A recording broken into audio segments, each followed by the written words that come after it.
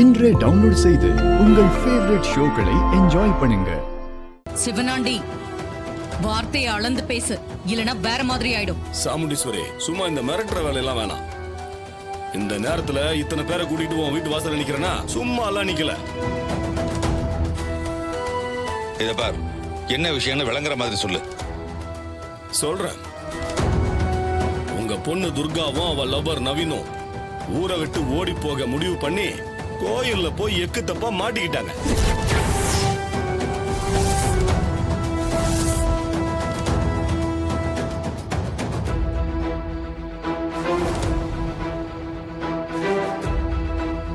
ரொம்ப கேவலம், எல்லாம் ரொம்ப அசிங்கமாயிடுச்சு.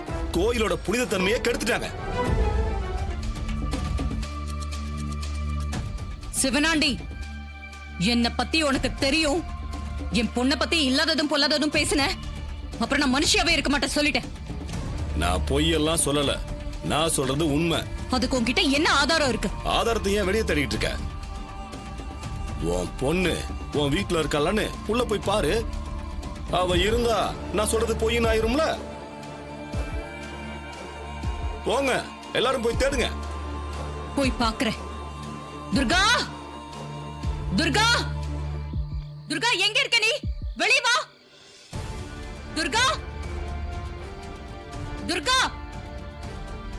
காதுல விழுதா இல்லையா? துர்கா, துர்கா, ஏய், துர்கா, ஐயோ, சரி, வெளிய போய் பாருங்க எங்க இருக்கான்னு. போங்க.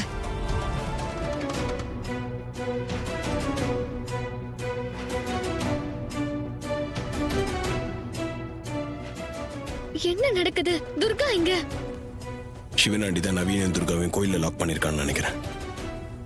இல்லைன்னா இவ்வளவு ஸ்ட்ராங்கா வந்து அவன் பேச மாட்டான். ஆமா, அம்மாவை அசிங்கப்படுத்தணும் தான் இப்படி எல்லாம் பிளான் பண்ணிருக்கான்.